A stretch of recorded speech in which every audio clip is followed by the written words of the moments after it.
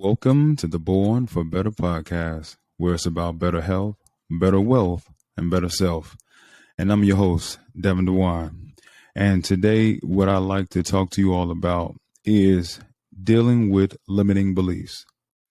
Okay, so I don't want to waste your time. I really want to just dive right into it. This has been something that's been heavy on me, and I definitely want to deliver the message accordingly. So the first thing I just want to say is, right now, it's time to squash the negative and limiting beliefs about yourself. Like it's time. It's time to do that because it's not going to get you where you want to go. It's hindering you. Right. It's doing more harm, and it's definitely not doing good. It's time to get rid of them. It's time to set yourself up so that you can continue to move forward and prosper in whatever it is you're trying to do. And the first thing it starts with is just your mentality. What's your mindset like? Is it full of limiting beliefs? And all these limiting beliefs are just blockages, right? They're just clogging up your ability to be able to think clearly, to be able to create, to be in that abundance mindset. So it's just time to stop it, right? Now, granted the fact, you're going to have some human moments. That's what I like to call them, where these negative thoughts, they're going to get the best of you. You know, where these limited beliefs, they're going to get you down at times because you're having these, again, human moments. But at the end of the day, they shouldn't be the thing that you're always focused on. They shouldn't be the thing that's controlling or dictating your life. They shouldn't be the thing that's stopping you from being everything you're meant to be. So it is time now to go ahead and cut these limiting beliefs off. Okay. Now, let me go ahead and just get into the thing. Limiting beliefs comes from the negative thoughts that we have about our own self, right? Now, if we allow ourselves to basically fully immerse ourselves into these negative thoughts, then it just becomes a way of life for us. And once it becomes a way of life for us, then all of a sudden we're saying, okay, well, that's just the way it is. Might as well settle into it. I'm not going to go after that dream of mine. I'm not going to go after that goal. You know, I'm not going to pursue this venture because it's probably not going to work out anyway. I mean, I already had 1,000,001 thoughts that said it's not going to work out. So why go after it? No. That can't be the case. If you already had 1,000,001 thoughts, let that 1,000,002 thought turn things around, right? Again, we just got to let this thing go. And sometimes it messes with us. And that's only if we allow ourselves to be messed with when it comes to these thoughts. So I wrote a book called Negative Orientation, Breaking Through the Programming. You can get that book on Barnes & Nobles. You can get that book on Amazon. You can get it at the Google store. And it's in hardback, and it's also an ebook form. And I'm actually going to reference some things from the book I wrote because I actually want to explain to you in the most simplistic way I can about these negative thoughts and how they can actually mess with us to the point where it does lead to these limiting beliefs. So I call thoughts, specifically negative thoughts, dragons and hydras. Okay. Now I'm going to explain to you what those two things are, but I just want you to know I call them dragons and hydras. Let me go ahead and start off first by explaining to you what a dragon is. So, all right. These negative thoughts I call dragons because they have a tendency to come out of nowhere and wreak havoc almost immediately. They catch your mind off guard and will have the mind racing and running scared. 9 times out of 10, you weren't prepared for your first dragon thought because it was a new experience. Well, guess what? You better go to Dragon Slayer Academy real quick to get prepared for the next onslaught. These thoughts grow strong if they aren't put down right away. All right, let's go ahead and stay right there. So When you have a dragon of a thought, it comes out of nowhere. You're not ready for it. Boom, you get punched in the face. Okay, wait a minute. Who hit me? That's what you're thinking. Now, all of a sudden, you're looking in all type of directions and you don't know when the next attack is going to come from. You're off kilter. You're freezing up, or you're scared, whatever the case may be. Or matter of fact, you probably want to go run and hide. Now, you don't want to do that. You don't want to do that. You want to address it. You want to address it because if you don't, then chances are you're going to settle into that negative thought and it's going to keep on attacking you. Okay. Now, let's talk about a Hydra. Because again, a dragon just attacks out of nowhere. But you could probably slay a dragon like once you know where it's coming from. But these Hydras, these negative thoughts I call Hydras, they something else. So let's kind of talk about what that is. Okay. Oh, and they don't play fair. I call recurring negative thoughts Hydras because it seems like there is no end to these thoughts. When you finally get a chance to catch your breath from fending off one, another one comes back again and again. These suckers are trouble with a capital T. They will make daily life hard if their weakness is not found. How can their weakness be found if you are in hiding? See now why running isn't a good idea. Facing it is the only option. Okay. So now this is what happens. When you start running from these negative thoughts and you go into hiding, you may be thinking or hoping, all right, well, if I just stay hiding long enough, I'm gonna just play peekaboo. I'm gonna just peek my head out and just see if the coast is clear, and if it is, I'm gonna just run and get out of there. No. Negative thoughts will sit and wait for you. They will sit and wait for you. There's no running from these things. You hide. As soon as you pop up and rear your head, it's gonna be like, yeah, I got you. And it's until we start to face them head on and address them head on that we can then start to have some sort of vantage point. Also, once you start to address it and you're not necessarily scared, you're cautious, but you're not scared of it no more. You're like, all right, okay, let's do this thing. You prepared to go to battle. The next thing you got to do is you got to start asking yourself these deep, uncomfortable questions.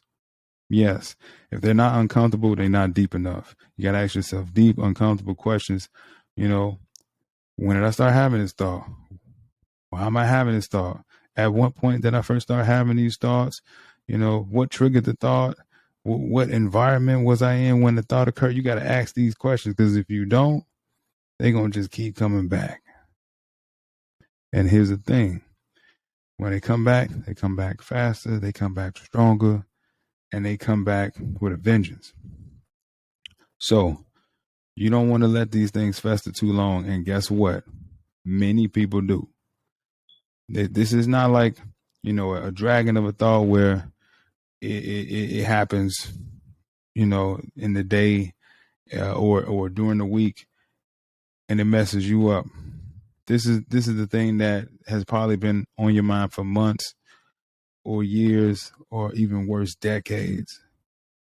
Now, let me kind of, talk about the two here so that we could just have a good idea of the difference between the dragon and the Hydra when it comes to these negative thoughts. So a dragon thought is you could be having a great day. There's blue skies, the sun is shining, there's no raindrops, there's no overcast in the sky, the birds are chirping, all that fun stuff. And then all of a sudden, boom, a negative thought hits you, and all of a sudden it just throws you off. You're like, where the heck that come from? And sometimes if we don't address it, it'll just throw off our whole day. What once started off as a positive day, now you all down in the dumps and you're letting yourself feed into that negative thought. So it just messes your whole day up. And sometimes it could lead to messing your whole week up if you still focused on that thought. And it's the negative ones that we tend to focus on more than the positive ones. And that's just part of the programming. Until we really free ourselves from that type of programming and really focus more on the things that serve us versus the things that don't, we won't be free of it. Now, the Hydra is that thought that's probably been in the back of your mind every day, all day, and at least once every day you think about it, or if not every day, you think about it most days. And it could probably be something pertaining to something that maybe happened to you as a, young child, right? Or it happened to you and it was a very traumatic experience. Whatever that was, it's literally that thing that's always on your mind. And so that's the difference between the dragon and the hydra when it comes to negative thoughts. One is, it comes out of nowhere, it spooks you a little bit, but you can fend it off and it'll go away. But the other one, that's more of a long-term thing. And so you got to know which one you're dealing with and how to deal with it. So again, you address it head on. Don't hide. You ask yourself those deep questions. And the third thing you got to do is act. Now, what I mean by act, let me give you an example, taking an action. Let's say, you don't feel confidence about your appearance. Maybe it's your style of dress, maybe it just doesn't fit your body type, whatever the case may be. Instead of wallowing in that negative thought, like, I don't look good, I hate these clothes, or, nothing looks right on me, blah, blah. Okay, start taking action. And they can start with, reading the fashion magazine. They can start with, maybe you have a friend that he or she always dresses nice. Go to them and ask them, hey, how do you pick out, your outfits, whatever, like teach me a thing or two. You taking action. Maybe you go to a seamstress or a tailor and, they give you the right measurements to fit your body type, they'll say, these type of, materials look good on you as far as when it comes to clothes, whatever. They're telling you what you need to know in order to be able to have confidence in yourself so you can feel good about your appearance. Right. So now, because you've been taking these steps and learning about fashion, learning about style, what looks good on you. Now this negative thought doesn't have to ring out in the back of your mind no more because you addressed it. You asked yourself deep questions and then you acted upon it. Now with the hydras, since they tend to like to come back, you're going to have to make a routine of doing this, addressing them, asking the deep questions, taking action. But here's the thing. If you keep taking action on it and you keep getting good outcomes from the action that you're taking, eventually the hydra it won't have no choice but to go away, because it can't stop a person who is relentlessly going after being the best version of themselves, going after doing the best thing for themselves, choosing healthier options for themselves. The hydra can't stop that. So eventually it's not going to be a threat to you anymore. But you have to be the one to be able to put these things into play. It's not enough for me to tell it to you. It's not enough for people who care about you to tell it to you. You got to tell it to yourself. You got to apply it to yourself, and you got to take that action for yourself. Like that. That's just how it goes. You got to be the one to do that.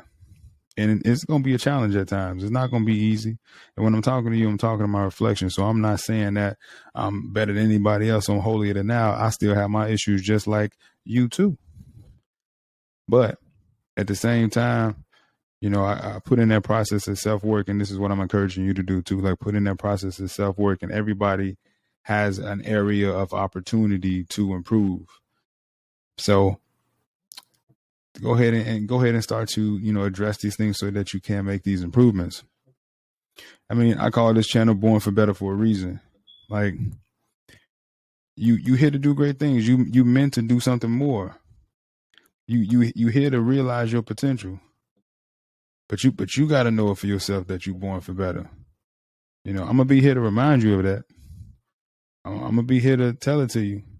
But you got to start believing that for yourself. And this is why limiting beliefs, they shouldn't have a place in your life especially long term, to where it's stopping you from being better.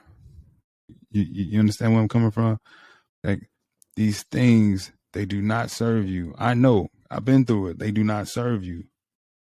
And if we allow them to have a home inside of our minds, these limiting beliefs, if we allow them to have a home, if we allow them to take residence inside of our head, it is literally debilitating. You're standing in your own way. Most times the enemy isn't external, it's internal. So we got to deal with our own things internally first, right? Before we start pointing the finger at everything else and whoever else and whatever else, like, we got to deal with our own thing first. So again, these limiting beliefs, they got to stop now.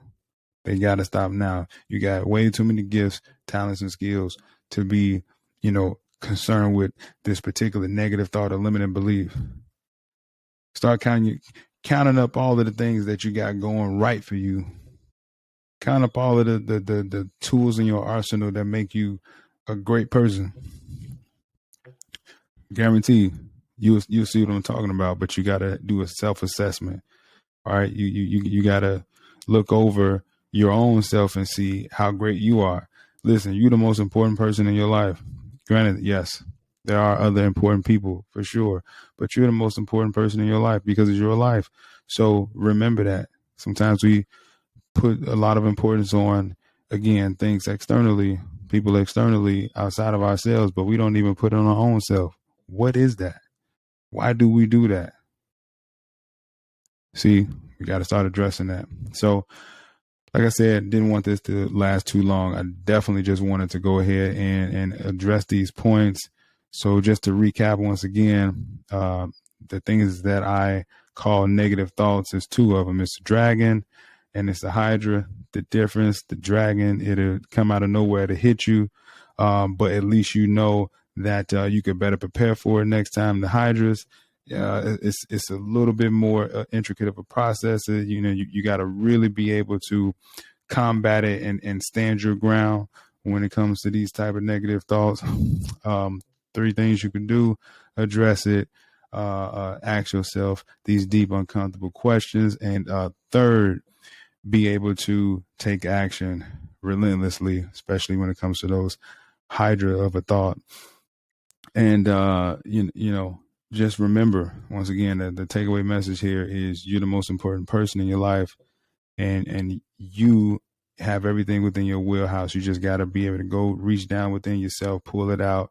You got greatness. Trust and believe that. So with that being said, remember this: do better as an action, be better as a lifestyle. I'm your host, Devin.djwan. And until next time, take care.